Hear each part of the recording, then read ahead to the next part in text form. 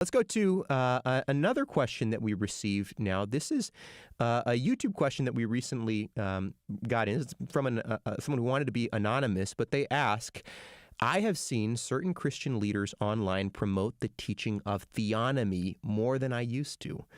What do you think about this, and do you think that it's biblical?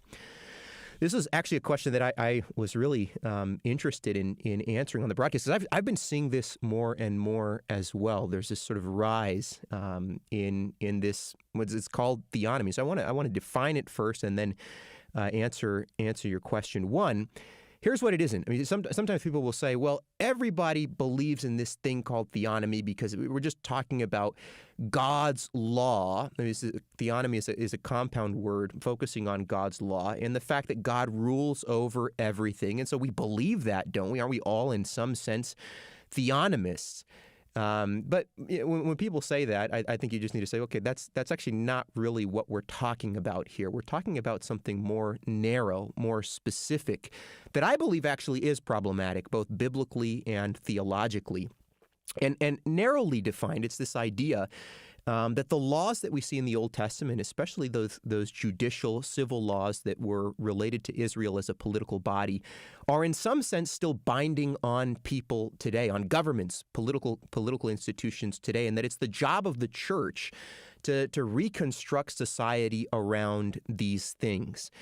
And I think part of the reason why you're seeing, I think, a push in this direction in Christians who are beginning to buy into this is because there's so much frustration about culture, about things politically, that we're almost, how can we recover what we feel like we once had? And so I think that there's a lot of fear, there's a lot of concern, and oftentimes when that's the case, the pendulum swings and it can swing in unhealthy ways. And so with regard to this question specifically, theologically, the big issue, and what I think a lot of people don't understand, is that those laws under the Old Covenant were related to Israel as a political body, but we're not bound by the Old Covenant anymore. We're under, through Christ, and it was what the prophets said, Jeremiah said, the new covenant. So that the judicial laws of Israel were abolished together with that old covenant. We're not called to put people back under Moses. And oftentimes this was at the heart of so much false teaching in the early church, brothers and sisters. I was just reading this morning to my children, Acts chapter 15, the story of the Jerusalem Council, where you have believing Pharisees who were telling converts that they needed to be circumcised according to the law of Moses and to obey the law of Moses. They were trying to put the church back under Moses, we might say. And what does Peter say? What does James say? They stand up there in the assembly and they say, no. This is not what we're called to. How are we going to subject them to a yoke that neither we nor our fathers were able to bear?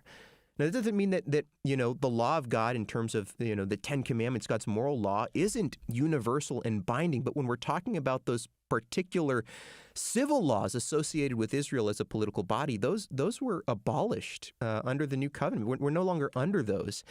And so a great concern that I have with this movement is the concern of mission creep. And if you don't know what that is, it's when we're drawn away from the mission that Jesus gave us, which is the Great Commission, preaching the gospel, making converts and discipling people.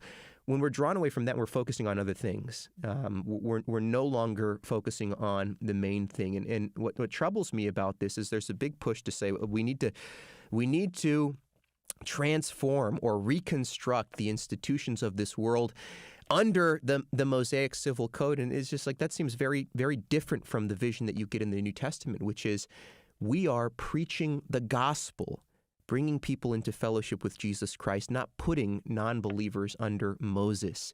And so there's a lot of confusion there specifically, and there's more that could be said, but I would say biblically, theologically, it has some major issues, and I don't think is in line with the teaching of the Bible.